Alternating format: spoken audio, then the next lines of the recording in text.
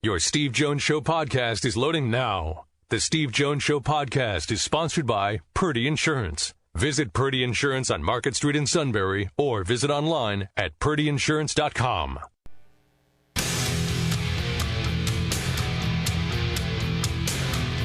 This is the Steve Jones Show on News Radio 1070 WKOK. Sponsored by Purdy Insurance. Now, from the Sunbury Motors Studio, here's Steve Jones.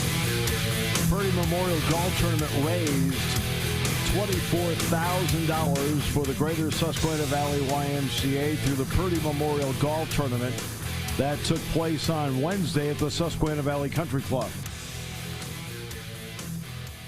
All told over the years, in the years and years of the Purdy Memorial Golf Tournament, they have now raised over $1 million. Over $1 million for charities in the Valley.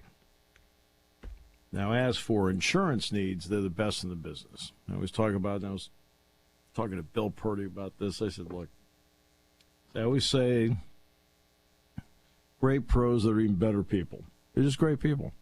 They care. Customer service means everything. Auto, home, life, business, motorcycle, boat, RV, whatever it may be. They'll do everything they can to save you money and make sure you're fully insured. Purdy Insurance, Market Street in Sunbury. Go to purdyinsurance.com. And I'm in the Sunbury Motors studio. Sunbury Motors, 4th Street in Sunbury. Sunbury Motors Kia, routes 11 and 15, Hummel's Wharf online. sunburymotors.com. Steve Keener in a few minutes. The Little League World Series gets underway Wednesday, South Williamsport. And there's also a lot going on and off the field. So let's start with on the field. The fans had a great chance, and I didn't know what to expect. What a turnout on Saturday. Even though the weather was like, kind of looking around. James came up to me and he goes, oh, God, Steve. He says, we finally do something like this. He says, and there's a tornado watch. So he looks at me. He's like, I know, James, I know. And then it rained most of it. And everybody stuck around. They stuck around.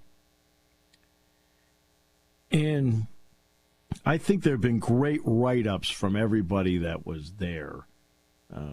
Mark Brennan and Nate Bauer and Thomas Frank Carr and Audrey Snyder and Dylan and John Sauber and the people that were there did, great write-ups on it. So you got a pretty good idea of how it played out. The defense had its night. The defense had its night. Now, is that the way the camp has gone? No. There have been a lot of, this has been as competitive a camp as I've seen, where there have been a lot of periods which have been 8-7 one way or the other. Close, which is what you want. But everybody got a chance to see Saturday. And Saturday in the rain was, okay, that's what everybody saw. Here's the key. The key now is to come back today, because they had yesterday off. You come back today and get this thing back to being 8-7. Make the adjustments that get the thing back to 8-7. Where the offense wins 8, defense wins 7, defense wins 8, offense wins 7. That's what they have to do. You cannot let today be an offshoot of Saturday. The key is to stack days. So the offense has to get back to stacking days after having a tough one on Saturday. And the defense was great, terrific. I'll tell you what I really like about the corners. Dixon, King, Miller, Hardy. The way they play it, patience and poise. Patience and poise. That's how they play it out there. You can see it. The corners really, they were bright lights on Saturday. And I think the fans saw it, and obviously media covering it saw it. So, all right. We will take a break. Steve Keener next. Don't worry. Matt had another one of those hard weekends sports-wise. We'll get to hear all about it. Don't worry about it. We got some things to discuss. Oh, boy. Here on News Radio 1070 WKOK. All right, very pleased. I'm joined by Steve Keener, old friend. Big week, big couple of weeks coming up.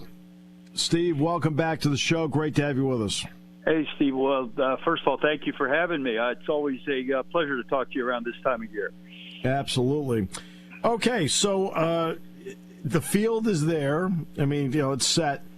Yep. What's intriguing to you about it? What makes it exciting? What makes it fresh for you?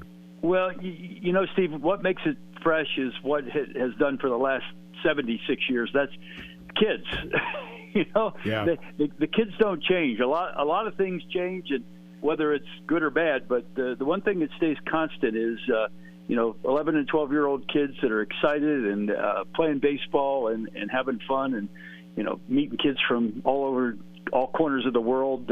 That's really what gets, every year I kind of get renewed energy by just watching them. And but we do have a few new things this year. You may or may not be aware. This is the first year we have a team representing Cuba in the World Series. I was about to talk to you about that, because I remember when Uganda got there.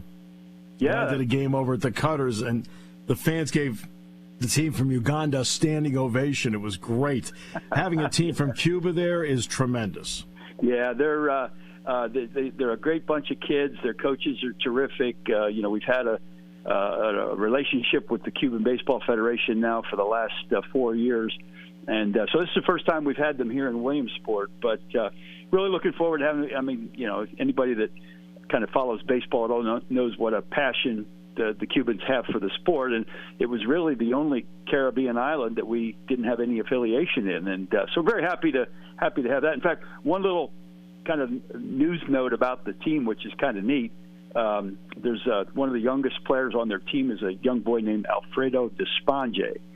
And Alfredo's father has been on the Cuban national team for 17 years. He's a designated hitter on the team. And I actually had a chance to meet him in Miami at the World Baseball Classic. And he told me he was more nervous for his son coming to play in Williamsport than he was facing the U.S. team in the semifinals of the WBC that night. So that'll be fun. It'll be fun to watch. His dad's over in Japan playing professionally now, so he won't be able to watch him, but I'm sure he'll be able to see him on television. Steve, what did it take to get the Cuban Little League into the mix? Because obviously steps have to be taken to do something like that.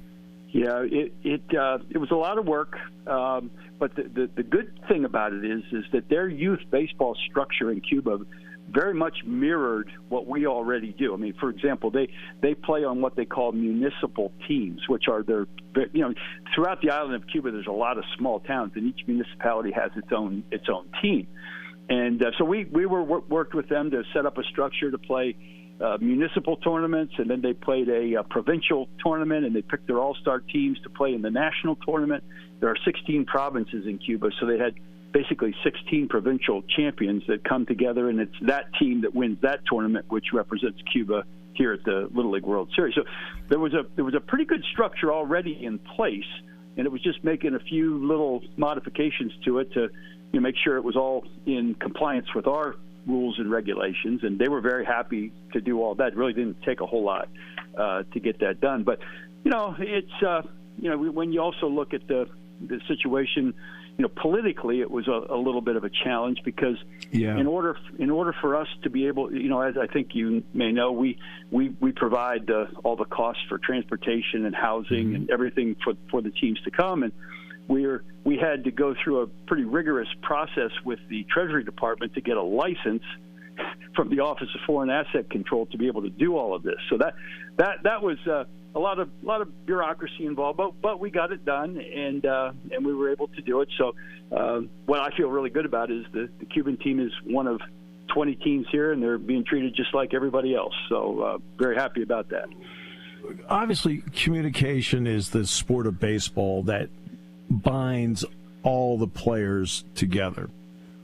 Does Little League do anything with translators and so forth, or are you relying on translators within the team with some of the languages that are spoken? We really do both. When the teams all arrive, we do some things to get them introduced to each other away from the playing field right away.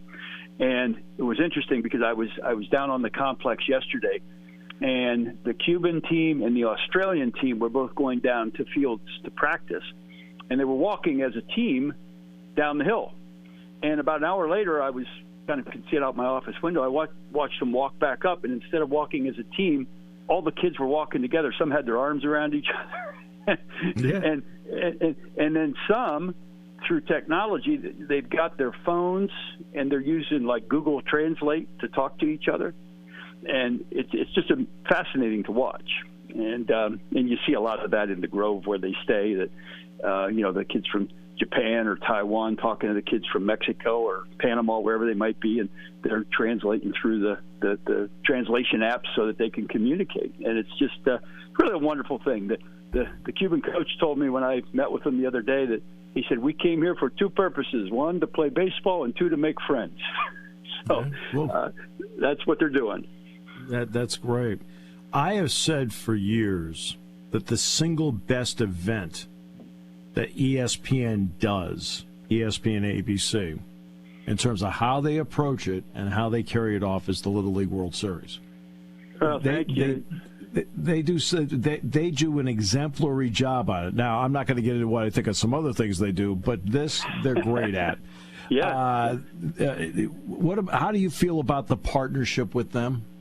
Oh, very good. We actually just extended it through 2030, so we have another 8 years. This is the first year of a new 8-year agreement with ESPN and ABC, and you know that you probably know better than many, how the whole linear television streaming world is changing almost daily, it seems. So there's some elements of that we're getting used to, but what it's done is it's allowed us to reach a much broader audience through some of their ESPN Plus streaming platform, and allows us to put more games on, and particularly for softball and some of our teenage divisions. So, we're able to get more exposure for the program, and give the kids that play at those levels some opportunities to play and play in an environment very similar to what we have here in Williamsport. But yeah, we have a very good relationship with them. They're great storytellers, and yes, an event like this, and with 20 teams, 10 international, and 10 from around the United States, there's plenty of stories to tell, and that's really what they do best, and that's how they approach it. Is baseball's sort of the vehicle through which they tell stories of these kids and their families and where they come from and all those kind of things, and I think that's what makes it compelling to people. How have you felt about the growth of the softball series? Phenomenal. We've made a commitment over the last number of years to try to elevate our Little League softball program, and I think we're making some strides toward that. This past year, we were able to have the championship game of the Little League Softball World Series televised on ABC actually yesterday. Yep. And we've entered into a partnership with a professional women's softball program called Athletes Unlimited, and very similar to the MLB Little League Classic game that we play here during the Little League Baseball World Series.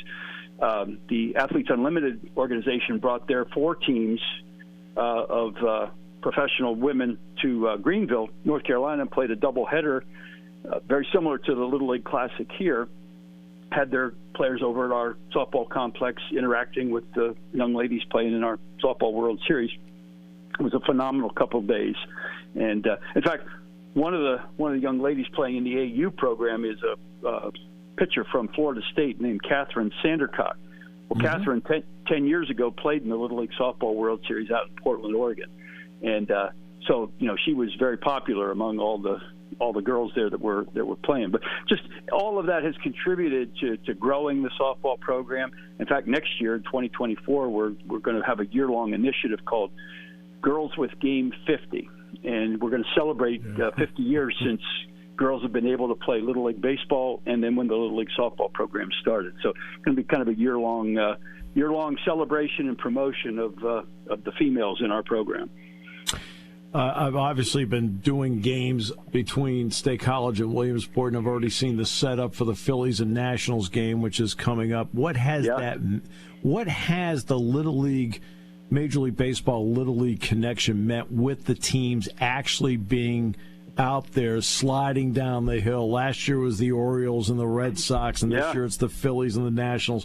What has that meant to the Little Leaguers and also to you in Little League that Major League Baseball's made this kind of commitment? Well, first of all, we have a great relationship with Major League Baseball, and Commissioner Manfred, one of his mandates was to kind of get back to promoting the game at the grassroots level, growing the game at the grassroots level.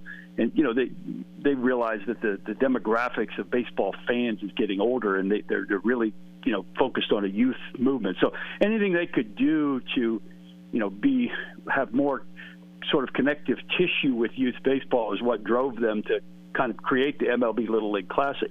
What it's done for us is just a phenomenal day here in Williamsport on that Sunday when, it's kind of from early in the morning till 10 o'clock at night on the ESPN networks. It's all Little League, Major League Baseball, and then you have the interaction of the Major League guys when they come over here to our complex and spend a couple hours with the kids in the World Series, and then when our kids in the World Series go watch them play that evening on Sunday Night Baseball. Just makes for a great atmosphere. And what I have noticed is that the Major League guys, we always have some teams to greet them when they get off the buses over here.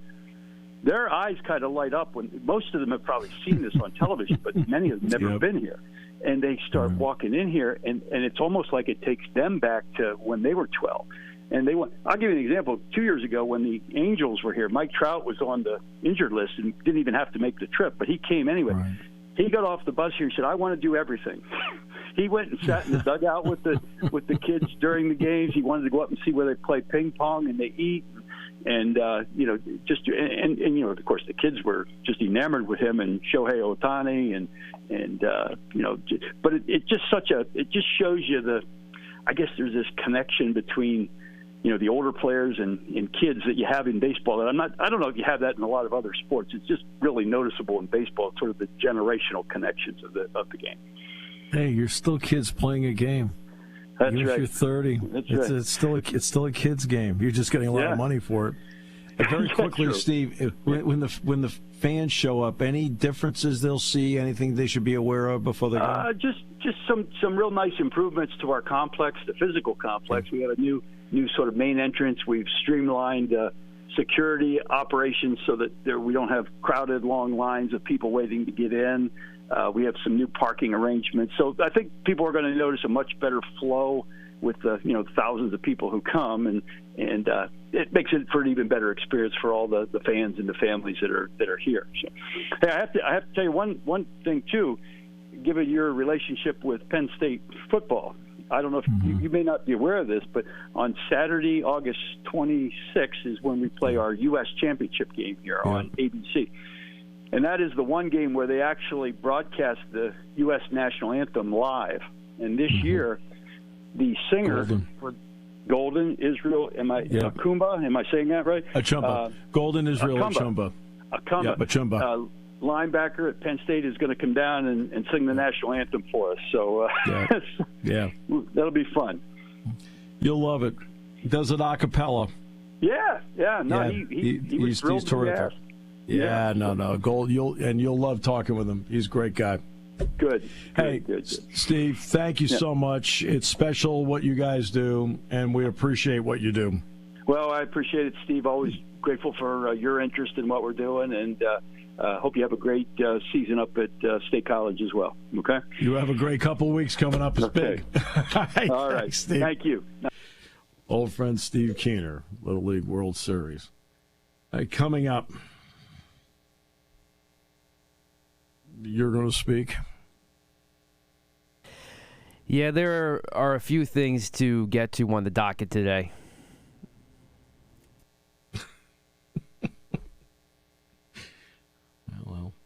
sit there and debate whether to stay. Here on News Radio 1070 WKOK. Get the lingerie on the deck. Call the janitor. Hi, this is Season. For over 100 years, the Purdy Insurance Agency has been protecting families and businesses of the greater Susquehanna Valley and beyond. With the experience of our trained and knowledgeable staff, you can rest assured that your needs will be evaluated and met by some of the industry's best representatives. No matter what your insurance needs are, call Purdy Insurance today at 570-286-5855. Visit our website at purdyinsurance.com or check us out on Facebook to see what we can do for you.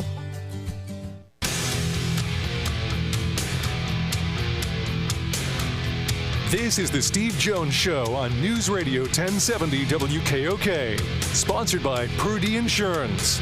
Now, from the Sunbury Motors Studio, here's Steve Jones. Today's show brought to you by the great people at Purdy Insurance. Market Street in Sunbury. Go to purdyinsurance.com. Auto, home, life, business, boat, RV, whatever it may be. They'll do everything they can to save you money while making sure you're fully insured. And don't forget the Purdy Memorial Golf Tournament, $24,000 plus going to the Greater Susquehanna Valley YMCA after last week. And we're in the Sunbury Motors studio. Sunbury Motors, 4th Street in Sunbury. Sunbury Motors Kia, routes 11 and 15, Hummel's Wharf, and online at sunburymotors.com. All right, ladies and gentlemen, boys and girls, sit back, put your feet up. This should be an enjoyable half hour. Well, first, I'm actually going to start with what happened with Jim Harbaugh over the weekend, where the NCAA pulled back and now the deal's off the table to give him that slap in the wrist 4-game suspension, which was laughable to begin with. So all of a sudden the NCAA is going to grow a set of gullions and put this on Jim Harbaugh. Why didn't they do this from the first place? Because guess what? Now Jim Harbaugh will likely get away with what he's done and be able to coach all of this season. Not that it really much mattered anyway, because the first 4 games that he was going to miss were cupcake games. And who knows? He's been trying to get out of college football for a while now. If he somehow gets back to the NFL, he may get away with it, period. So once again, the incompetent NCAA has struck once again, because they had their chance to make their mark on this guy who thinks he is above everything else in college football, and just feels like, and the minute he loses credibility, or the minute he loses a game, the minute it gets tougher for him, he thinks he can just go straight to the NFL, and now he may get away with this totally. If the NCAA would just ever learn to stick to its roots, which it never does, then this is just going to continue to happen. So not only did he get the 4-game suspension, which was a slap on the wrist, now it gets pulled back. NCAA is trying to be tough guy all of a sudden, but guess what? He may get away with it anyway. It just, once again, the NCAA strikes me. Same leader, same story. Different leader, same story. I'm tired of Jim Harbaugh getting all this entitlement in college football. So Jim Harbaugh is accused of lying to the investigators. And I would like to point out, so everyone knows, Bruce Pearl, when he was at Tennessee, in the recruitment of Aaron Kraft, and then in being interviewed about the recruitment, lied about it and what they did and didn't do. There is a slight difference with Harbaugh in that he is accused of lying, as Pearl did. But at the same time, the one thing he didn't do that Pearl did, according to the reports, is that Pearl convinced his staff to lie and and made a call to the Crafts to get them to lie. I think that's what is alleged in that with him. And he ended up getting, I think it was a 2-year show cause or something like that. In this,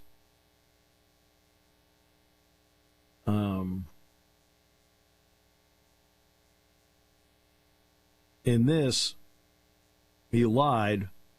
That's what's alleged, that he lied. And if Pearl got 2 years, because it was evidently more extensive, Harbaugh shouldn't have gotten 4 games. He should have gotten a year.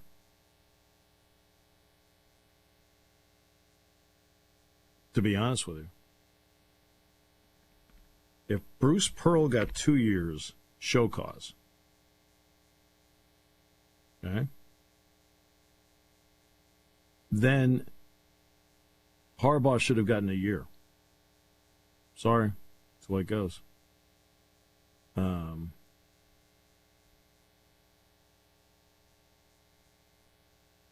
And just want to make sure that he got. Actually, Pearl was given a 3-year show cause penalty for lying, effective August 23rd, 2014. Okay? Well, if he got 3 years for that, okay? Now, Harbaugh may not have gone out of his way to get others around him to lie, so we'll go 1/3 of it, 1 year, not 4 games. That's me. As I've said a million times, when it comes to everything, that Jim Harbaugh does not care what I think, and to that my response is, what a coincidence. There it is. Okay. But I'm saying, Bruce Pearl got 3 years. Why did Bruce Pearl get 3 years? Because they said he lied. Now, he may have convinced others to lie, so they had this ring of steel, at least so he thought. But that was the premise. He lied. So it may have been, quote, more extensive, but after that, in terms of the individual, Pearl lied, and it's alleged that Harbaugh lied. Okay, so one got 3 years show cause. He got 4 games? No, how about a year?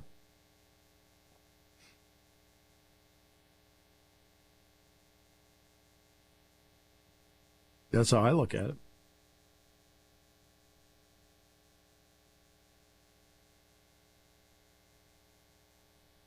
And who knows what's been going on with the negotiations with Michigan? I don't know. I don't know.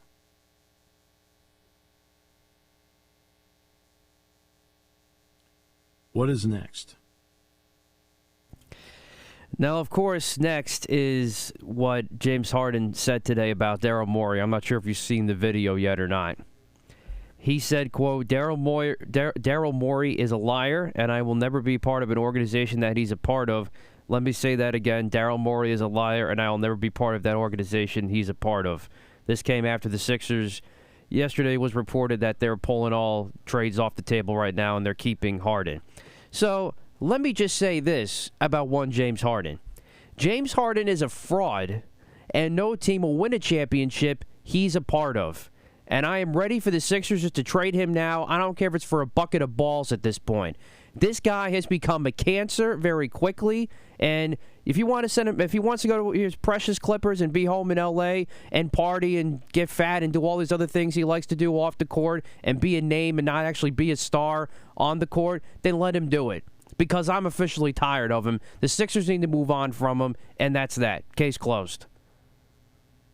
Well, I did. They had said they're pulling his name off the table. He'd already been requested to trade, and he didn't change that. I mean, just because they said they're pulling the name off doesn't mean he still was requesting a trade. All right. Oh yeah, no question there. It's just they couldn't find what they're looking for him, but it doesn't matter at this point. Just find a way to get rid of him because he's not going to. He's a detriment to this franchise now. I mean, Ben Simmons, and Joel Embiid all have something in common. right? I'm sorry. People may not want to hear this, but I'm going to say it anyway because somebody's got to be objective and look at these three guys. When it comes to the biggest moments, they do not perform well. Okay? Ben Simmons is obvious. I think Harden is obvious. Check out what Embiid's numbers are in game. You want to know what his Game 7 numbers are? You want to know what his shooting percentage is in Game 7s? 39%. Holy mackerel. He's 7 feet tall. He's not that far from the basket.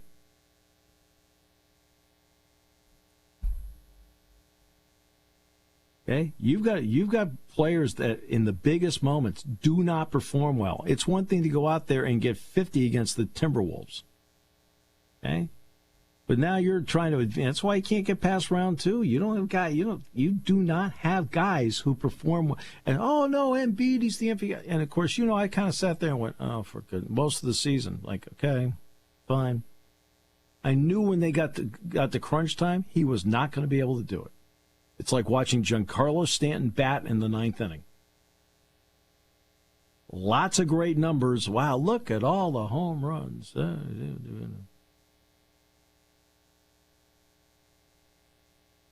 Look at all the... gets to the 9th inning. It's like you're sitting there like going, right? Am I worried? No.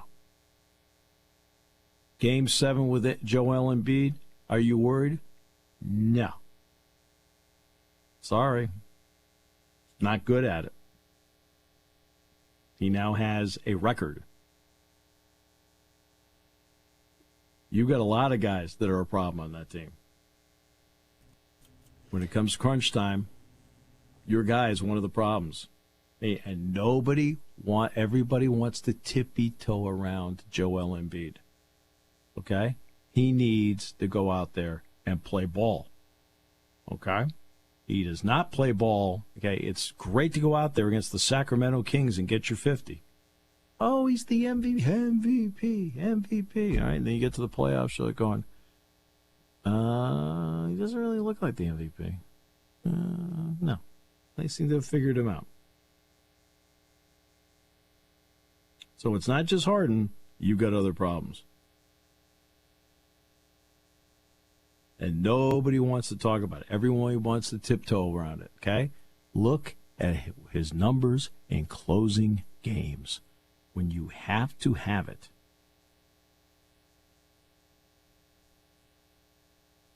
Not good.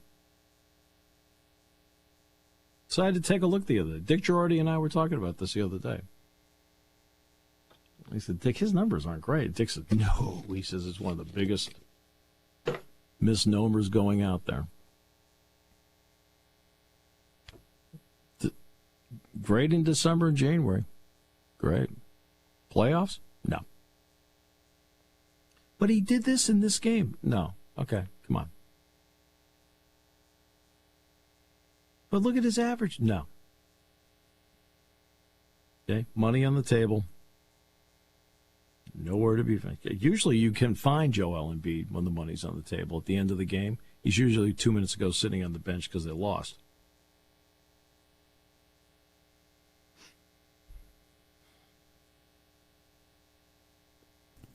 Yeah, after that Game 7, I mean, I really do think now this may be hindsight a little bit, but I think at this point where the franchise is in the direction they've been trying to take, this is rock bottom just about. Well, it's not rock bottom. I mean, rock bottom was during the process when they were a horrible team. They are not a horrible team. They're a good team. They are not a great team. Well, what I'm saying is they haven't really gotten anywhere since the process began. They still can't get past the second round. Because they only received one legitimate draft pick out of the process. That's a big chunk of it, absolutely. Okay, they got Joel Embiid, who is, to his credit, a terrific player.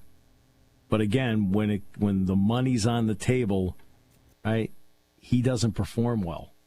Sorry, over here, ability to look at it objectively. I'm not sitting there with the red, white, and blue jerseys on going, hey, rah, rah, pennant going. No, it's not. Sorry. Right? In the big game, I don't want him on my team. Okay? In a big game, I don't want him on my team.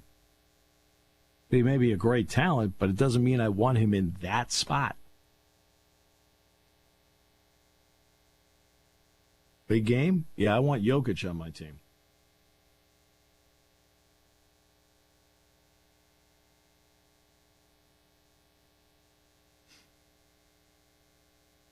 I mean, he's proven over and over again that he performs well when you need it. Yeah, absolutely.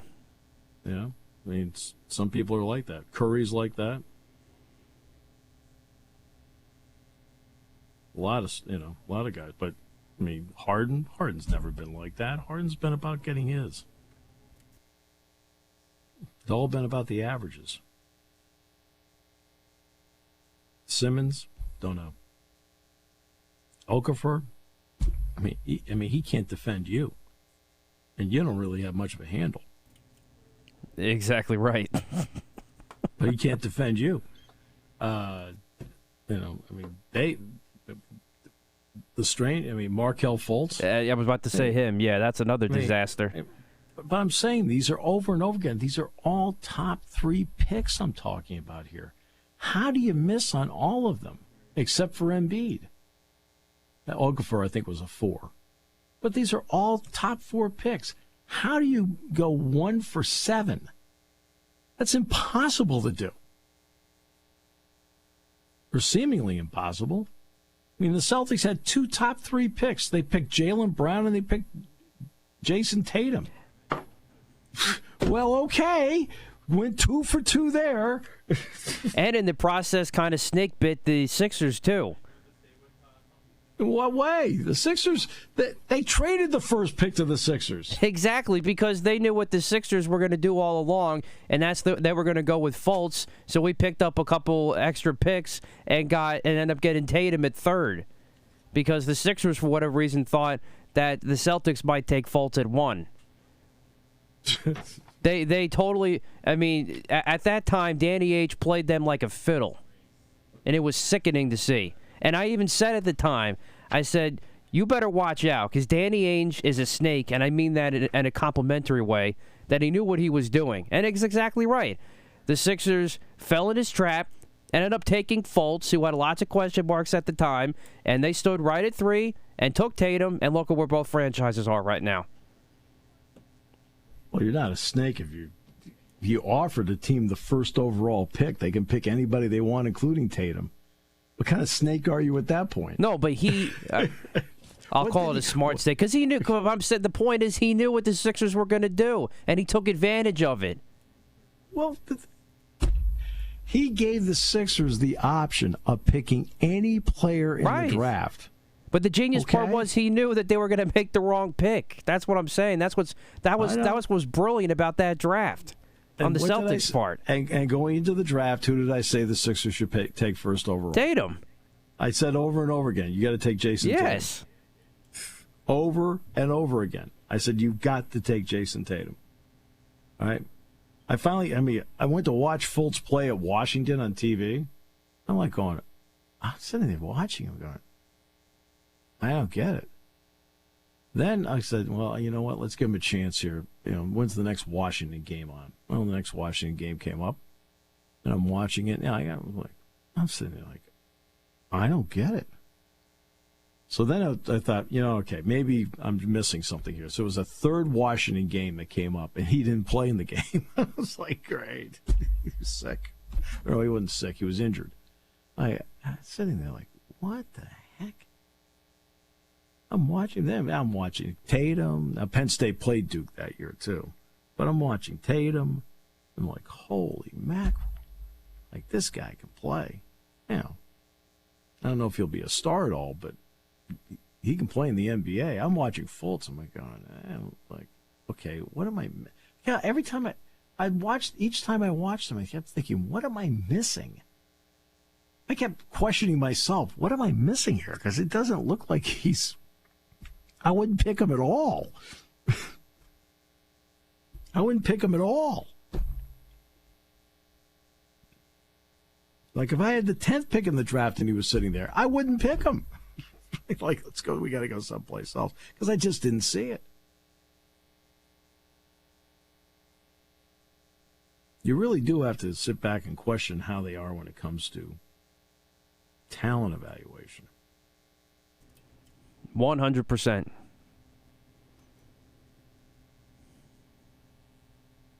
By the way, Pennsylvania does have a team the Little League World Series media is in. That's right, and that was in epic fashion. Yeah, I didn't see it. I just know they're in. They erased a no-hitter and won on a walk-off two-run home run in the bottom of the seventh in extras. Wow. That is as epic as you can get right there. That is exciting. It's almost like scoring 1 run in the 8th and 4 in the 9th to come back and win at home. Oh, my almighty! Yeah.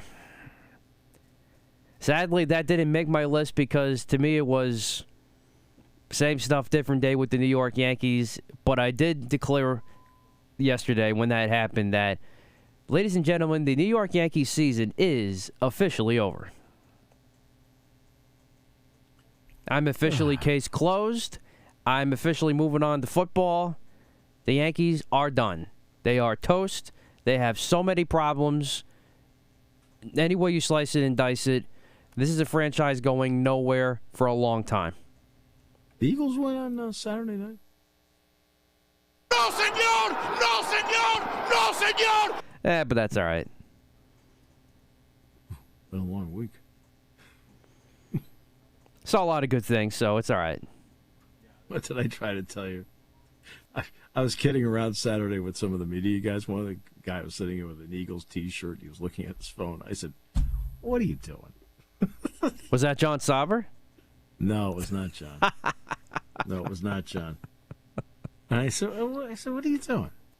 I said, "The game means nothing."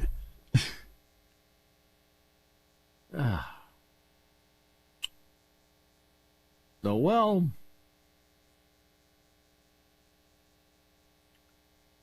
all right. Take a break. Why do I sense you're not done yet? Oh, I am not done yet. Oh boy, I do want to get into just briefly the Stanford Cal ACC thing when we get back. Okay, then I'll turn you loose. Okay. That sounds like a plan. All right. As we continue on News Radio 1070 WKOK.